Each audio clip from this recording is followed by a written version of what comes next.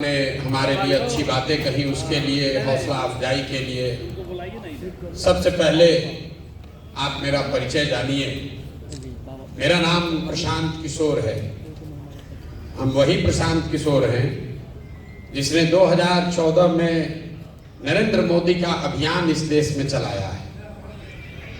हमने मोदी को बनाया नहीं है, कोई किसी को बना नहीं सकता है, लेकिन मोदी जी के वहां पहुंचने में जरूर हमने कंधा लगाया है।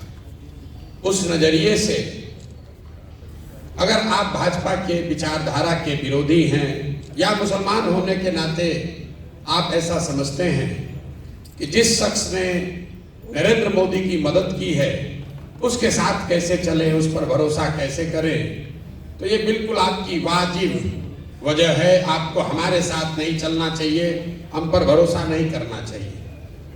लेकिन अगर आप मेरे परिचय का ये हिस्सा जानते हैं कि 14 में मैंने मोदी जी का अभियान चलाया है, तो आप में से कुछ लोगों को ये भी पता होगा कि 2014 से लेकर 2021 तक इस देश में जहां कहीं भी मोदी भाजपा हारा है, हराने वाला कोई भी हो, चाहे वो बिहार में महागठबंधन हो, पंजाब में कांग्रेस हो, तेलंगाना में केसीआर हो या बंगाल में ममता बनर्जी हो, हराया चाहे जिसने भी हो, उन सब के पीछे भी इसी प्रशांत किशोर ने कंधा लगाया।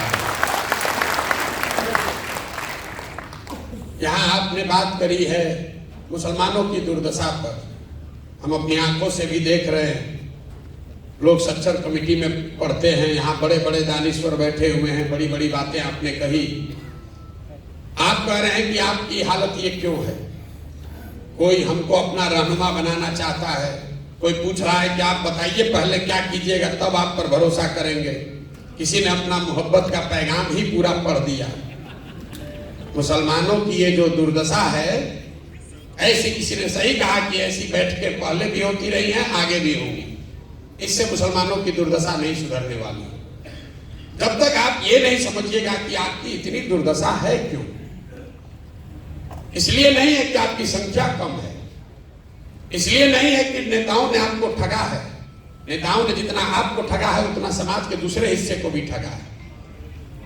आपकी दुर्दशा इसलिए है कि आपके कौम के सबसे बड़े रहनुमा पैगंबर साहब ने कहा कि जिस कौम को अपने रहनुमाओं की समझ ना हो उसके ऊपर जालिम हुक्मरानों को मुसल्लत कर दिया जाता है। आप वो कौम हैं जिसको अपने रहनुमाओं की समझ ही नहीं है, वो समझ बनी ही नहीं। आप वो कौम हैं जिसकी शुरुआत का पहला शब्द ही है इकरा, पढ़ो, और उस कौम ने अपने बच्चों की पढ़ाई को ही छोड़ दिया। मेरे भाई, आपको प्रशांत किशोर से सीखने समझने की जरूरत नहीं है। ना हम आपके रहनुमा हैं, ना होने का दावा करते हैं। आपको अपने कौम में जो बातें बताई गई हैं सामाजिक, राजनीतिक, सियासी नजरिए से, अगर आप उसको स्वीकार कर लें, उसी से आपकी बदहाली दूर हो जाएगी। जब मैं कह रहा हूं कि आपको अपने रहनुमाओं की समझ नहीं है, ज्यादातर लोग यहां कहेंगे भैया विकल्प नहीं है। हम आपको उदाहरण देके बिहार के नजरिए से बताएंगे कि आपको कैसे रहनुमाओं की समझ नहीं है। आज जितने भी मुसलमानों से आप बात कीजिए, वो कहता है भैया हम लोग के पास विकल्प नहीं है। 2014 में आपके पास विकल्प आया था। आज जो यहाँ के सदर हैं, हम उनके विरोध में खड़े हैं, वो भाजपा के साथ है, लेकिन नीतीश कुमार 14 में उन्होंने आपके साथ कोई दगा नहीं किया था। यहां जितने शख्स बैठे हुए हैं, आप ये बात मानिएगा कि 2005 से लेकर 2014 तक नीतीश कुमार ने मुसलमानों के साथ कुछ गलत नहीं किया। ये वही नीतीश कुमार हैं कि 2010 में जब उनकी चलती थी तो नरेंद्र मोदी को बिहार में उन्होंने घुसने नहीं दिया था।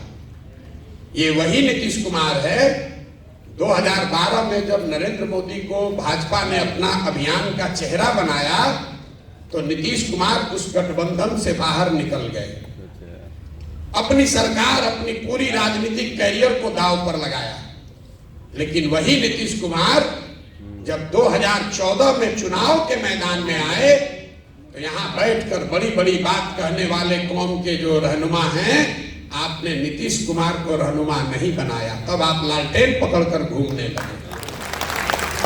मेरे भाई, अगर आप दगा करोगे तो आपके साथ भी कोई दगा करेगा। आपने नीतीश कुमार के साथ भलाई का काम नहीं किया, तो नीतीश कुमार अगली बार जीत कर आया जब 15 में आपके वोट से, हम नीतीश जी के साथ थे, हमने महागठबंधन बनवाया था। नीतीश जी हमको हमेशा कहते थे, प्रशांत जी कुछ भी कह लीजिए, मुसलमान हम लोग के साथ रहेगा नहीं। तो जैसे ही उनको मौका लगा, आपको ठग कर भाजपा की ओर चला गया। लेकिन मुसलमानों की राजनीतिक सलाहियत को आप देखिए, वही नीतीश कुमार अभी 1.5-2 साल पहले फिर भाजपा को छोड़कर महागठबंधन में आ गए, इंडिया अलायंस बनाए, और सारे मुसलमानों को लगा कि अब यही नया रहनुमा है जो हम लोग को देश में बचाएगा। अब वो आदमी चुनाव से पहले ही फिर आपको छोड़कर भाग गए। ये आपको क्या बताता है? जब आपको नीतीश कुमार को रहनुमा बनाना था, तब आपने उनको माना नहीं। जब उस पर भरोसा नहीं करना था, तब आपने उसको रहनुमा बनाकर उन्हीं के कहने पर इंडिया अलायंस के भरोसे देश का चुनाव लड़ने वाले थे। पता चला चुनाव से पहले ही भाग गया।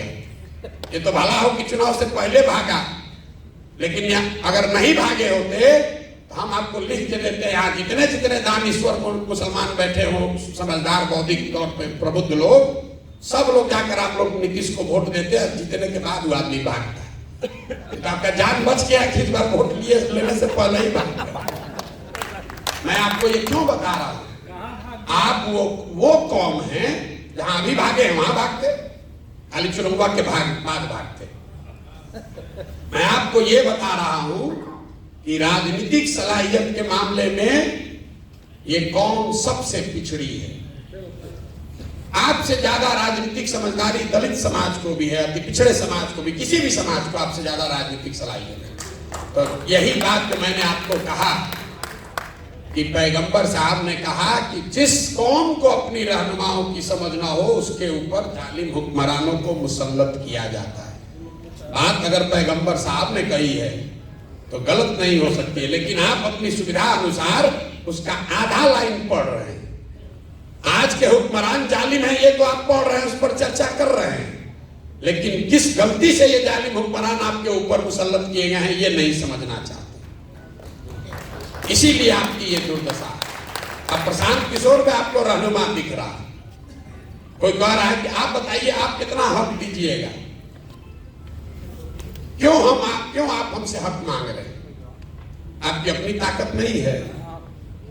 18% की आबादी का जिसका दावा कर रहे हैं, जिसका दम्भ भर रहे हैं, 18% की आबादी में कोई लड़का नहीं है जो यहाँ बैठे और यहाँ हिंदू समाज के लोग बैठकर कहें कि आप हमारे रहनुमा हो जाइए।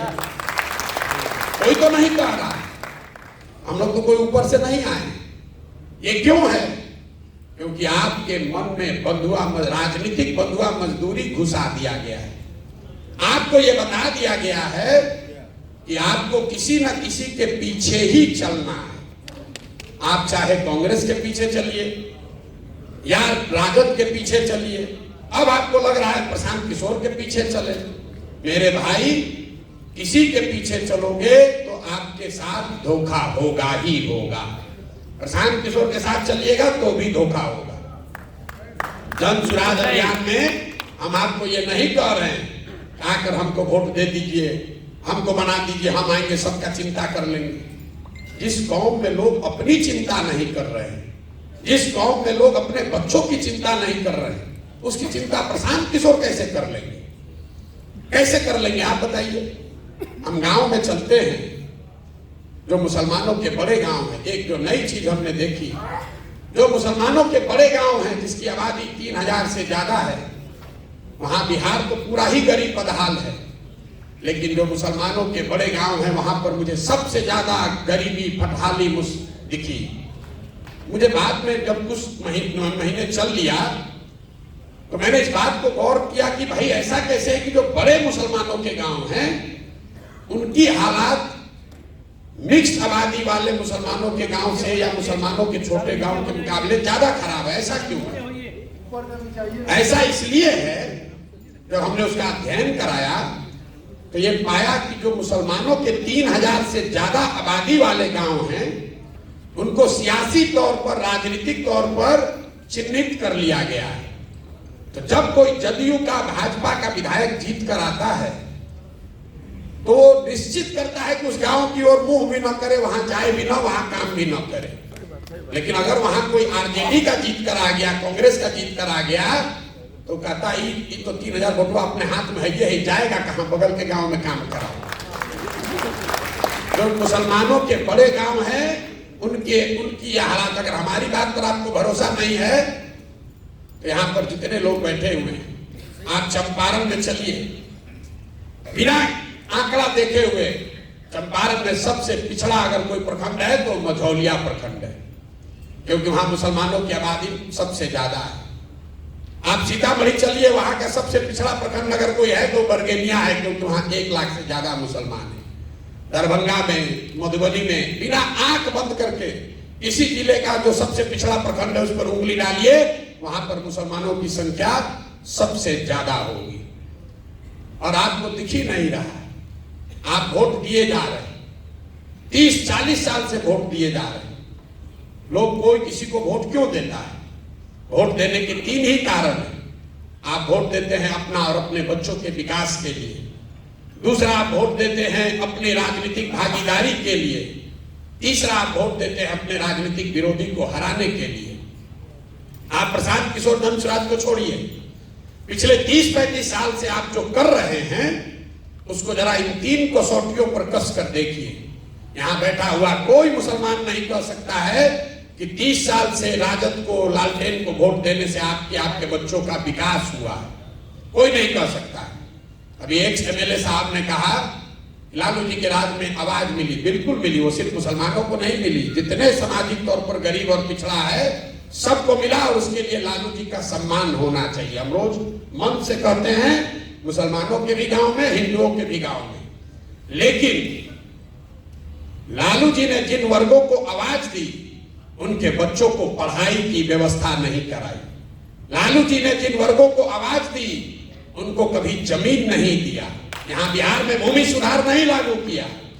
लालू जी ने जिनको आवाज दी उनको पैसा पूंजी इनका व्यवस्था नहीं कराया। नतीजा क्या हुआ? आप भीड़ में लालू जी की आवाज बन के रह गए, आपके बच्चों को पढ़ाई रोजगार नहीं हुआ। तो जो काम उन्होंने किया है उसके लिए सम्मान होना चाहिए, लेकिन जो काम नहीं किया उसका भी विवेचना होना चाहिए। आप 30 वर्ष से लालू जी को वोट देते हैं, आंख बंद करके देते हैं, आप कुछ भी दावा करेंगे, सब जानता है। आपको विकास नहीं मिला। मुसलमान कहता है भैया इससे कोई बात नहीं, चलिए कम से कम लगता है कि हम लोग का अपना दल है, भागीदारी हमको है। आप अपने भागीदारी का आलम देखिए। बिहार में जनसंख्या के हिसाब से आपके 40 एमएलए होने चाहिए, हैं 19।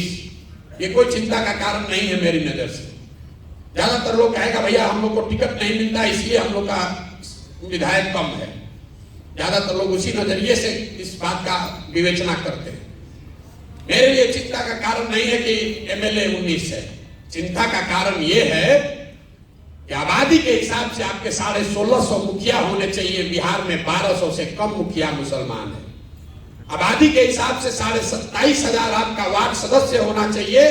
बिहार में 11,000 से कम वार्ड सदस्य मुसलमान है।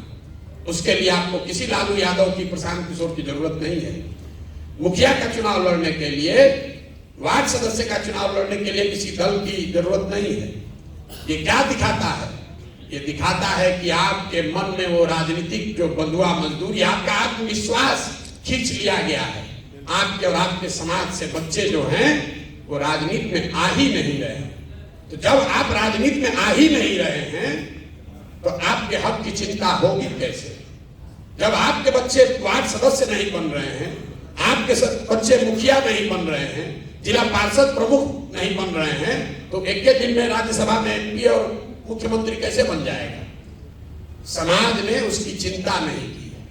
आप वो कौम हैं जो मदरसे चलाते हैं, यतीम खाने चलाते हैं, लेकिन यहाँ जितने लोग बैठे हुए हैं, आप मुझे बताइए कोई मुसलमानों की ऐसी संस्था, कोई ऐसा प्रयास जहां आप अपने बच्चों को राजनीति सिखाते हैं? आपका मुकाबला है आरएसएस से, संघ से, जो हर दिन देश में 1 लाख से ज्यादा शाखा लगाता है, बच्चों को अभी से सिखा रहा है। उनकी विचारधारा सही हो या गलत, अपनी विचारधारा को बताने के लिए वो देश भर में 1 लाख शाखा लगा रहे हैं। और आप क्या कर रहे हैं? आप बैठ के इंतजार कर रहे हैं कि कोई गठबंधन आए, कोई रहनुमा आए तो हम लोग का तार दे। कैसे होगा रे भाई? आपके कौम में यह लिखा गया है कि बिना जद्दोजहद के जीवन में कुछ हासिल नहीं होता। सलाहियत के लिए, इल्म के लिए, लोगों ने मुझे कहा कि उस जमाने में पैगंबर साहब ने कहा कि अगर चीन जाना है तो चीन भी जाओ, और आज तो आप अपने घर से निकलकर जद्दोजहद करने को नहीं तैयार है। आप सोच रहे हैं कि कोई तेजस्वी, कोई प्रशांत किशोर, कोई राहुल गांधी हमारा कौम को उतार दे, हमको आगे बढ़ा दे। कैसे संभव है? नहीं संभव है। अब आप कहिएगा कि भैया हमारी तो संख्या नहीं है, हमारी संख्या नहीं है, हम कैसे चुनाव जीतेंगे? धन सुराज वही आपको फॉर्मूला दे रहा है। हम आपको यहाँ फॉर्मूला बताते हैं, रोज कैमरे पर भी कहते हैं। आपको लग रहा है कि किसके साथ गठजोड़ बनाए, कौन सा राजनीतिक समीकरण बनाएंगे हम चुनाव जीतेंगे, कि भैया हम लोग खड़े हो जाए तो किसके साथ चलेंगे हम लोग चुनाव जीतेंगे? हम आपको उसका फॉर्मूला बता रहे हैं। आपको यह बताया जाता है कि अब कोई हिंदू बचा ही नहीं है जो भाजपाई नहीं है, सब हिंदू भाजपाई हो गया। MY समीकरण किसी शख्स ने बताया, MY समीकरण है, लेकिन उसका ऑर्डर बदल गया, YM हो गया। जहां Y खड़ा होता है वहां पूरी मुस्तैदी और ईमानदारी से आप वोट देते हैं। जैसे ही M खड़ा हुआ, आधे से ज्यादा Y समाज के लोग आपको वोट नहीं देते। ताली मत बजाइए, अभी सुन लीजिए पूरी बात। बहुत लोगों को लगेगा कि हम यादवों के खिलाफ बोल रहे हैं ना। ये समीकरण अगर आप ब्राह्मण के साथ बना लीजिए, दलित के साथ बनाइए, कि पिछड़े के साथ, कुशवाहा के साथ, जिसके साथ भी बनाइएगा, सबके साथ यही होगा। क्यों होगा उसको समझिए। ऐसा नहीं है कि यादव समाज के लोग आपको धोखा दे रहे हैं, ये आपका भ्रम है। भाजपा को पूरे देश में 36 से 37% वोट मिलता है। इस बात को ध्यान से समझिए। देश में 80% हिंदू रहते हैं, मुसलमानों ने भाजपा को तो वोट दिया नहीं है। अगर 80% हिंदू के समाज में भाजपा को 36-37% वोट मिलता है, तो इसका मतलब है कि करीब करीब आधे हिंदू भाजपा को वोट दे रहे हैं। आधा हिंदू भाजपा को वोट दे रहा है। 80 में आधा देगा तो 40% हुआ, उससे थोड़ा कम ही, चूंकि भाजपा पूरे देश के हर सीट में नहीं लड़ती है, तो जिन सीटों पे वो लड़ते हैं वहां आधा हिंदू उनको वोट देता है। उस जो हिंदू भाजपा को वोट दे रहा है उसमें यादव भी है, उसमें ब्राह्मण भी है, उसमें राजपूत भी है, दलित भी है, पिछड़ा भी है, सारे जाति के लोग हैं। करीब करीब आधा, थोड़ा कम या ज्यादा। लेकिन इसी आंकड़े में आगे का रास्ता भी छिपा हुआ है। आधा हिंदू अभी भी इस देश में ऐसा है जो भाजपा को वोट नहीं देता है। आपको सिर्फ इतना ही पहचानना है कि कौन हिंदू है जो भाजपा को वोट नहीं दे रहा है। आप उसको यादव के नजर से देख रहे हैं, ब्राह्मण की नजर से देख रहे हैं, कुशवाहा की नजर से देख रहे हैं। हम उसको कह रहे हैं कि नहीं, उसको विचारधारा के हिसाब से देखो। क्यों? यादव आधा आपके खिलाफ क्यों वोट देता है? इसलिए देता है कि वो विचारधारा के आधार पर भाजपा के साथ है। तो जब वो खड़ा होता है तब तो आप उसको वोट देते हैं, लेकिन जब आप खड़े होते हैं तो हिंदू मुस्लिम के आधार पर आधा आदमी वोट दे देता है भाजपा को। इसी में आपका आगे का रास्ता छिपा हुआ है। 4 विचारधारा के मानने वाले हिंदू, वो चाहे किसी जाति के हो, वो आज भी भाजपा से इत्तेफाक नहीं रखते हैं, भाजपा को वोट नहीं देते हैं।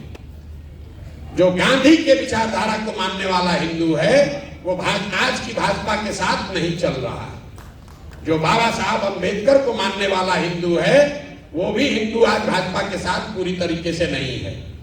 जो कम्युनिस्ट विचारधारा के मानने वाले हिंदू हैं वो भी लोग भाजपा के साथ नहीं हैं, और जो समाजवाद के लोहिया जयप्रकाश को मानने वाले लोग हैं वो भी भाजपा के साथ नहीं है।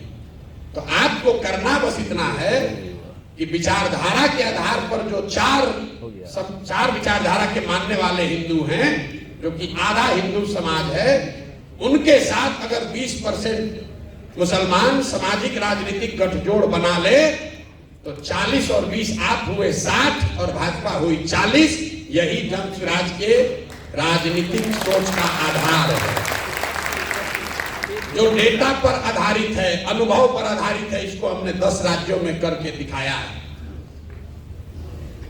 और इसी में आपको फर्क दिखेगा कि जो ओवैसी साहब बता रहे हैं और हम बता रहे हैं, इसमें फर्क क्या है। कई बार लड़के कहते हैं कि आप भी तो वही कह रहे हैं, मुसलमानों के हक की बात कह रहे हैं कि मुसलमान अपने हक हकूक के लिए खड़ा हो।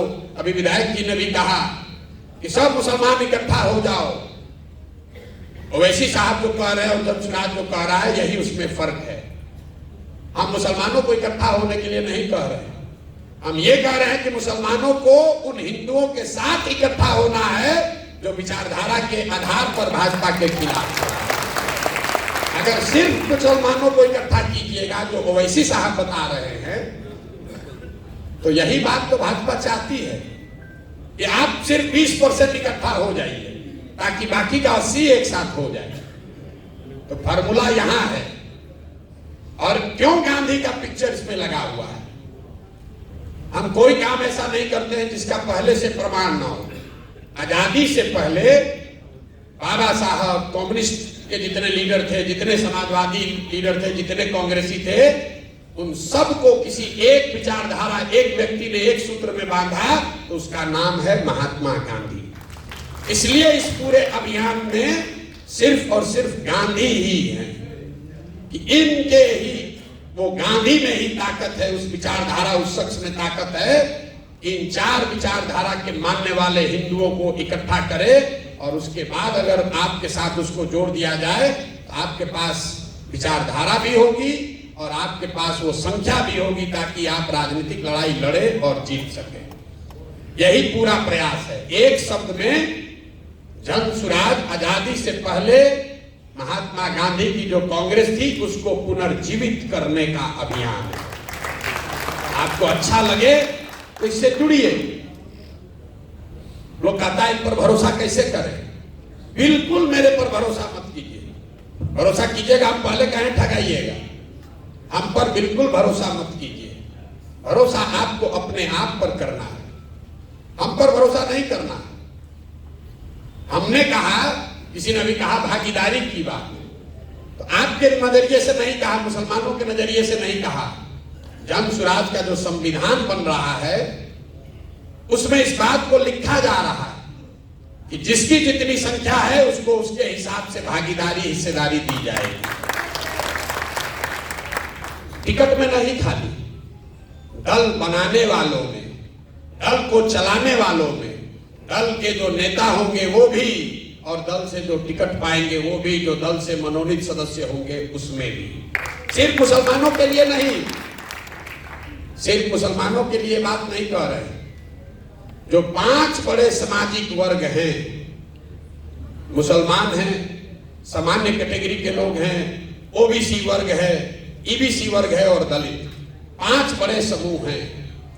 तो ये तय किया गया कि इनको बराबर की हिस्सेदारी दी जाए। तो जन स्वराज का जो मुखिया बनेगा, पहले घोषित है कि प्रशांत किशोर उसके नेता नहीं हो सकते। हम ना उसमें कभी आज नेता है ना आगे नेता होंगे, लेकिन जो मुखिया इसका बनेगा, इसी 5 वर्ग में से एक बार एक आदमी कोई बनेगा। अगर एक बार दलित समाज का नेता बना तो अगली बार जो बाकी के 4 बच गए उनमें से बनेगा। तो 5 बार में एक टर्म मुसलमानों का भी होगा। ना आपको आपकी आबादी से ज्यादा, ना आपको आपकी आबादी से कम। यहाँ बिहार में करीब करीब 65 विधानसभा ऐसी है जहां 50,000 से ज्यादा मुसलमान हैं, और वहां ज्यादातर 2/3 से ज्यादा उन सीटों पर हिंदू विधायक जीत कर आए हुए। वो क्यों आए हुए? कोई हम आके थोड़ी ना आपका वोट काट लिए। ऐसा नहीं है कि हम आपका वोट काट लिए। मैं आपको उदाहरण के तौर पे बताता हूँ। यहाँ कोई मधुबनी का कोई बैठा होगा, मधुबनी शहरी क्षेत्र में कितने मुसलमानों का वोट है? 1,10,000। वहां पर वैश्य समाज के 9,000 लोग रहते हैं। आरजेडी ने वैश्य समाज के किसी व्यक्ति को वहां टिकट दिया। वैश्यों में कम से कम 50% लोगों ने तो हिंदू होने के नाम पर भाजपा को वोट दिया ही होगा। वहां पर आप कहिए हमारे पास विकल्प नहीं था। मधुबनी में अब्दुल्ला साहब हैं जो अभी डिप्टी मेयर है ना, अमानुल्लाह साहब जो वहां पर डिप्टी मेयर है, वो चुनाव में खड़े हुए इंडिपेंडेंट कैंडिडेट के तौर पर, और 1,10,000 मुसलमानों की आबादी वाले मधुबनी में उनको 8,000 या 9,000 वोट आया। अब आप बताइए कि जब आप अपने हक के लिए नहीं खड़े हो रहे तो कौन आपको हक ला कर दे देगा? वहां पर तो सिर्फ अपने ही बल पर आप जिता कर ला। ढाका में 60% मुसलमान है, वहां पर जीतकर कौन आए हैं? पवन जायसवाल वहां पर विधायक है। परिहार में, सुरसंड में हम आपको 100 ऐसे एग्जाम्पल गिना देंगे। आप हम पर भरोसा मत कीजिए, आप अपने आप पर भरोसा कीजिए। आपके समाज से जो लोग आकर लड़ रहे हैं, जन स्वराज के बैनर से लड़ रहे हैं, उनकी मदद कीजिए। हम आपकी आबादी के हिसाब से जन स्वराज तो लड़ाएगा ही लड़ाएगा मुसलमानों को, उसमें कहीं कोई आपको पैरवी की जरूरत नहीं है, इस मजलिस की जरूरत नहीं है। आप वोट दीजिए चाहे मत दीजिए, और ये आप ही के लिए नहीं है। आप तो शायद हमको दे ना दे, बहुत लोग आके हमको कहता है भैया यादव तो वोट नहीं देगा। हम आपको मन से कह रहे हैं, अगर 15% यादव है तो 15% जन स्वराज में यादव समाज के लोग भी लड़ेंगे। हम उसमें कोई गलती नहीं करेंगे। हमने ये भी कहा, अब आपको आगे बढ़ के कहते हैं, अगर आपको लगता है कि आरजेडी आपका रहनुमा है, एक बार उनको ये कह दीजिए, जहां पर भी आपके मुसलमान विधायक हैं अभी आरजेडी से, हम जन स्वराज वहां से मुसलमान नहीं लड़ाएगा, ले लो, ये भी लिख के ले लो। हम आपका वोट नहीं बांटना चाहते हो, दे के दिखाएं जरा। आपको बात समझ में नहीं आई? हमने ये कहा कि हम तो 40 देंगे ही देंगे, 18% के हिसाब से 45। इसके अलावा अगर कहीं आपका विधायक है, आरजेडी रिपीट करती है, तो हम खुले मन से दावा कर रहे हैं, हम वहां मुसलमान नहीं लड़ाएंगे। आप इनको दम नहीं है, अरे ये इनको दम नहीं है। आप मेरे भाई किरासन तेल हैं, आप किरासन तेल हैं, बुरा नहीं मानिएगा। जल आप रहे हैं, रोशनी कहीं और हो रही है। जल आप रहे हैं, रोशनी कहीं और हो रही है। तो एक बार अपने और अपने बच्चों के लिए सजग होइए, अपने बच्चों के लिए सजग होइए। कोई प्रशांत किशोर आपके और आपके समाज की तकदीर नहीं बदल सकता है। मौलाना आजाद पंडित नेहरू के कांग्रेस में नहीं थे, मौलाना आजाद उस कांग्रेस में थे जिसमें पंडित नेहरू भी थे। मुसलमानों को ये पीछे चलने की आदत लग गई है। अब कह रहे हैं प्रशांत किशोर के पीछे चलेंगे, हमारा पीछे चल के क्या कीजिएगा? और आप कहते हैं कि हमारा वोट बैंक की तरह इस्तेमाल होता है। इस्तेमाल इसलिए होता है कि आपकी वही मानसिकता है। आप हमसे आए हैं सौदा करने कि हमको टिकट दीजिए, हम आपको वोट देंगे। हम आपको कह रहे हैं हम आपको वोट आपका हमको नहीं चाहिए, आप टिकट ले लीजिए, आप वोट जाके लालटेन को एक बार और दे दीजिए। लेकिन जीतेगा जन स्वराज ही। ये इसलिए नहीं कह रहे हैं कि हमको बहुत अभिमान है, इसलिए कि आपके ही पैगंबर साहब ने, आपके कौम में ये बात बताई गई, ईमानदारी से किया हुआ प्रयास जद्दोजहद कभी खाली नहीं जा सकता। और हम 2 बरस से ईमानदारी से वो प्रयास कर रहे हैं, गांव गांव जा रहे हैं।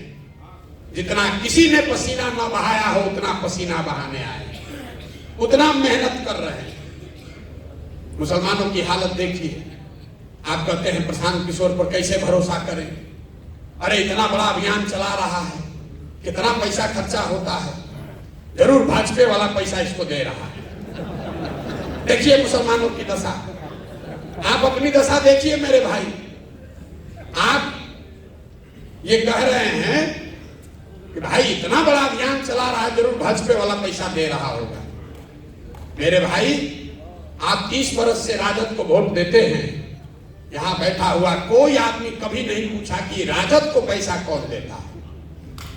राजद को पैसा इसी बिहार से आता है, क्योंकि बिहार के बाहर तो पार्टी है नहीं। आपके हमारे बच्चों का जो हक लूट कर ये लोग ले जाते हैं, उसी पैसे से राजनीति उनकी होती है। आपने आज तक ये उनसे सवाल नहीं पूछा। और प्रशांत किशोर के कंधे लगाने से, प्रशांत किशोर का कंधा लगाने से, हमारी मदद से आज 6 राज्यों में लोग मुख्यमंत्री हैं। हमको अभियान चलाने के लिए, टेंट तंबू चलाने के लिए पैसा नहीं मिलेगा। आपके पास आधा राज्य है, बिहार जैसा गरीब राज्य है, तो लूट के आप राजनीति कर सकते हैं। और हमारा बनाया हुआ 6 राज्य में सरकार है, हमको पैसे नहीं मिलेगा। लेकिन मुसलमानों को देखिए, हम मजबूती से प्रयास कर रहे हैं, ईमानदारी से प्रयास कर रहे हैं, तो मुसलमान कहता है कैसे भरोसा करें, जरूर भाजपा वाला होगा पीछे। अगर हम ईमानदारी से प्रयास नहीं करते, इतना बड़ा प्रयास नहीं करते, किसी से गठबंधन करके 10-20 सीट लड़ते, तो कहते ना आदमी तो बहुत होशियार है, मजबूती से लड़िए नहीं रहा, वोट देंगे तो वोट में बट जाएगा। मेरे भाई, आपका अविश्वास हम पर नहीं है, ये आपका खुद पर से भरोसा उठ गया है। आपका खुद पर से भरोसा, और यही आरजेडी ने आपका नुकसान किया। आपका नुकसान आरजेडी ने यही किया है कि उसने आपके मन में बैठा दिया कि बिना हमारे साथ के तुम्हारा एग्जिस्टेंस नहीं है। मुसलमान खड़ा होकर कहता है कि हम अल्लाह को छोड़कर किसी से नहीं डरते, और हम आपकी हर बैठक में, मुसलमानों की बैठक में आपके मुंह पर कहते हैं कि आपसे डरा हुआ कौम कोई है नहीं। भाजपा का डर दिखाइए, भाजपा का डर दिखाइए। और ये वो कौम है जो अपने बच्चों का हक लूट कर ले गए लोगों को भी भाजपा के डर से वोट देने को तैयार है। कैसे भला होगा आपका? अरे भाई, कम से कम जो बात आपके कौम में बताई गई है उसको तो ध्यान में रखो। प्रशांत किशोर से क्यों सीखने आए? हम लोग तो निमित्त मात्र हैं, हम लोग तो निमित्त मात्र हैं, कुछ प्रयास कर रहे हैं। आपको अच्छा लगे तो जुड़िए, हमें आपका वोट नहीं चाहिए। मैं कहता हूं, और हर बार मुसलमान कुछ साथी उठकर कहते हैं भैया ऐसा काहे कर, हम लोग आपके साथ हैं। ये बहुत सारे साथी हम लोग के साथ जुड़े हुए हैं। मैं आपको मन से कह रहा हूं, हमको वोट नहीं चाहिए आपका, मुझे आपकी दुआ चाहिए, मुझे आपकी दुआ चाहिए। और आपके वो बच्चे चाहिए जो राजनीति में आना चाहते हैं। आप अपने गांव से, पंचायत से उन बच्चों को हमारे पास भेजिए जिनमें राजनीतिक सलाहियत, जिनका जज्बा है, जो राजनीति आकर करना चाहते हैं, जो वार्ड सदस्य बनना चाहता है, मुखिया बनना चाहता है, पंचायत समिति बनना चाहता है, उसके पास पैसा नहीं है, उसको कोई सिखाने वाला नहीं है, उन बच्चों को हमारे पास भेजिए। जन सुराज अपने खर्चे से उनको सिखाएगा भी और अपने पैसे से उसको चुनाव भी लड़ाएगा। ये कहने के लिए नहीं कह रहे हैं, बहुत लोगों ने राज्यसभा और एमएलए एमपी बनाया होगा। अफाक साहब यहाँ बैठे हुए हैं, पूछ लीजिए कि इन्होंने अगर 1 रुपया भी कहीं खर्च किया हो, या मैंने कभी इनसे बात किया हो कि भाई एमएलसी बन गए हो, 1 किलो मिठाई भी लेके आना हमारे पास। ये हमारे रिश्तेदार नहीं है। और जहां से जीत कर आए हैं वहां पर 30 बरस से एमएलसी ब्राह्मण समाज के एक व्यक्ति थे, केदार पांडे जी। और उस क्षेत्र में 1-2 नहीं, भाजपा का 5 एमपी है, 5 एमपी। लोगों ने कहा भैया अगर मुसलमान को लड़ाइएगा तो पूरा पोलराइज हो जाएगा, पूरा पोलराइज हो जाएगा। वहां 800 से 900 मुसलमान शिक्षक है, 4500 वोट इनको आया है। लेकिन उससे मजे के बाद सुनिए, 5 एमपी वाले भाजपा को 650 वोट आया है। ये जन सुराज की ताकत है, ये जन सुराज के विचार की ताकत है। तो आपको ये तय करना है, आप अगर अपना कंधा लगाएंगे तो निश्चित तौर पर ये लड़ाई थोड़ी हमारे लिए आसान हो जाएगी। लेकिन अगर आप ये कंधा नहीं भी लगाते हैं तो हमें आपसे कोई शिकवा शिकायत नहीं। हमको आपका सर्टिफिकेट भी नहीं चाहिए कि हम ए टीम है कि बी टीम है। देखिए मुसलमानों की आपकी सोच, आप लोग 5 टाइम नमाज पढ़ते हैं, ईमान की बात करते हैं।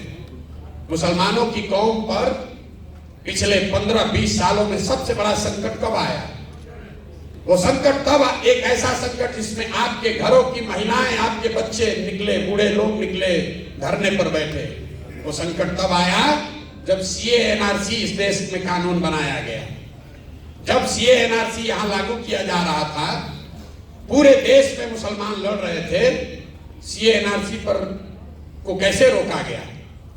सीए एनआरसी रुका 2 मई 2021 को। तारीख नोट कर लीजिए, जाकर घर पर फिर से इसका अध्ययन कर लीजिएगा। 2 मई 2021 को, जिस दिन भाजपा को बंगाल में शिकस्त दी गई, उस दिन सीए एनआरसी का हंगामा रुका। तो ईमान की बात करने वाले मुसलमान एक बार जरा याद करके, 3 मई 2 मई को रिजल्ट आया भैया। 3 मई को हमारे हमको मालूम है, थोड़ा हम बना रहे थे। 2 मई चलिए, 3 मई मान लीजिए भाई बात। हम दूसरी बात कर रहे हैं। आप ईमान की बात करने वाले लोग जरा याद कीजिए कि जब बंगाल में लड़ाई लगी, आपको आडवाणी जी का रथ रोकना याद है। ये नहीं याद है कि बंगाल में जब लड़ाई लगी तो कौन रहनुमा आपकी मदद करने के लिए खड़ा हुआ? दीदी के अपने लोग आधे से ज्यादा पार्टी वाले छोड़कर भाजपा के डर से भाजपा में भाग गए। तब लालू यादव नहीं गए थे बंगाल। राहुल गांधी अलग से चुनाव लड़ रहे थे, तब वहां पर वोट कटवा थे। अखिलेश यादव वहां नहीं गए थे। जब दीदी के साथ कोई नहीं खड़ा हुआ, पूरे देश में लोगों ने कहा कि भाजपा वहां जीत कर आ रही है 200 सीट। यही प्रशांत किशोर ने कहा था कि अगर भाजपा को 100 के नीचे नहीं रोके तो जीवन में संन्यास ले लेंगे। बोले नहीं। 2 बरस वहां, जैसे यहाँ गांव गांव घूम रहे हैं, 2 बरस खून पसीना लगाकर वहां मेहनत किया। और जिस भाजपा को लग रहा था कि बंगाल स्वीप कर देगी, वहां पर उनको हमने 77 पर रोका। तो हम हो गए भाजपा के बी टीम, और आप घर में बैठ के कमेंट्री कर रहे थे। तो आप दीजिएगा हमको सर्टिफिकेट। हमको ना चाहिए रे भाई, हमको आपसे सर्टिफिकेट नहीं चाहिए। जब हम लोग गांव में चलते हैं, मुस्लिम महिलाएं मिली कई जगह। लोग कहते हैं भैया देखते हैं नहीं सड़क कितना खराब है, अगर प्रसव की पीड़ा हो जाए तो अस्पताल पहुंचने में आधा जान निकल जाता है। नाली गली की हालत आप किसी भी बड़े मुसलमान गांव में जाकर देख लीजिए, क्या दुर्दशा है। अस्पताल स्कूल की तो बात ही मत कीजिए। जब बहुत लोगों से सुन लेते हैं तो मैं उनसे पूछता हूं कि अभी 1.5 बरस तक सड़क के मंत्री कौन थे? तेजस्वी यादव। नाली गली ग्रामीण कार्य मंत्री कौन थे? तेजस्वी यादव। अस्पताल का मंत्री कौन था? तेजस्वी यादव। शिक्षा का मंत्री कौन है? चंद्रशेखर यादव, वो भी लालटेन में थी। किसने रोका था उनको 1.5 बरस में आपके गांव में सड़क बनाने से? ये बता दो। और अगर उन्होंने नहीं बनाया, ये उनकी गलती नहीं है।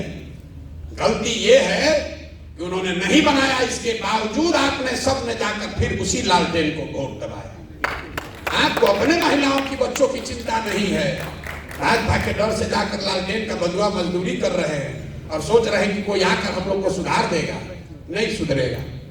जब आप खड़े होंगे, आप सजग होंगे तो सुधरेगा। जन सुराज से आपको क्या मिल सकता है?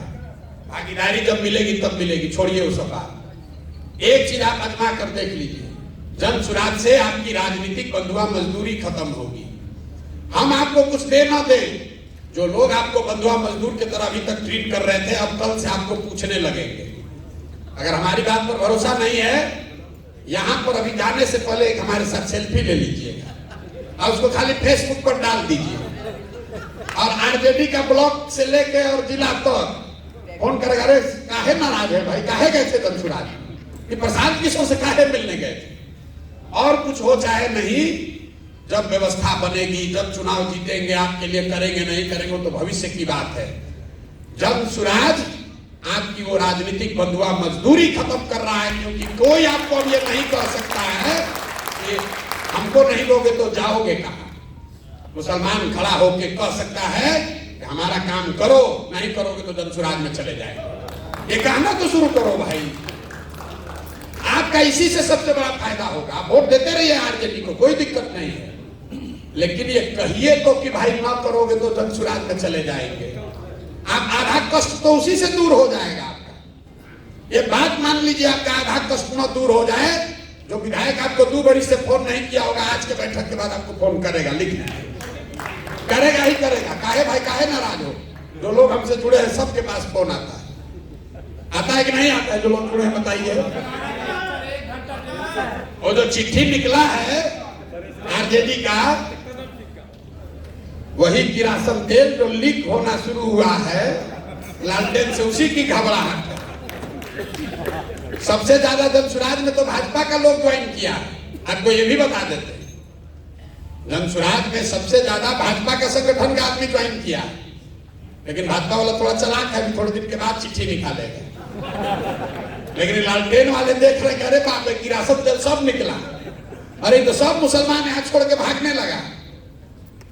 क्योंकि 30 वर्ष से आपको विकल्प के अभाव में बंधुआ मजदूरी आपसे कराई गई है, उससे निकलिए। वोट जाकर आरजेडी को देना है, उसी को दीजिए, लेकिन कम से कम अपने सम्मान के लिए, अपने अधिकार के लिए बोलना तो शुरू कीजिए कि भाई तुम नहीं करोगे तो विकल्प बना लेंगे। आप देखिएगा, उसी से आपका बहुत फायदा होगा। उससे जीवन नहीं बदलेगा, लेकिन कुछ न कुछ सुधार आपको दिखने लगेगा। यही बात आपको बताने आए हैं। ठीक लगे तो जुड़िए, न ठीक लगे तो जिसकी बंधुआ मजदूरी कर रहे हैं करते रहिए। जैसा मैंने आपको पहले कहा, जीतेगा जनसुराज, और आपको चलना भी है जनसुराज ही, चलना भी आपको जनसुराज में है, क्योंकि सत्य की एक अपनी ताकत है। हमको कोई घबराहट ही नहीं है। हमको कहां घबराहट है? हमको कोई भाजपा से डील करना होता तब न सोचते कि मुसलमान को बरगला लें। हमने कहा मुसलमान साथियों को कि हम लोकसभा में कोई उम्मीदवार खड़ा नहीं करेंगे, और उस बात पर कायम रहेंगे। आपको चलना है जनसुराज में। फर्क बस इतना ही है कि अभी चलिएगा तो हमारी लड़ाई थोड़ी आसान हो जाएगी, नहीं चलिएगा तो जब जीत के आएंगे तो फिर आपको बुलाएंगे, और जो आप लड़ाई में मदद नहीं किए तो उसका हर्जाना भी वसूलेंगे। हम आदमी हैं वेजिटेरियन, शाकाहारी आदमी हैं, तो जब जीत कर आएंगे तो आपसे सेवई भी खाएंगे और आपको अपने साथ भी लेकर चलेंगे। आप वोट के लिए हमारे साथ मत जुड़िए, वोट देने के लिए हमारे साथ मत जुड़िए, टिकट लेने के लिए मत जुड़िए। आप एक भी वोट नहीं देंगे तो भी जो 18% हक है वो आपको मिलेगा ही मिलेगा।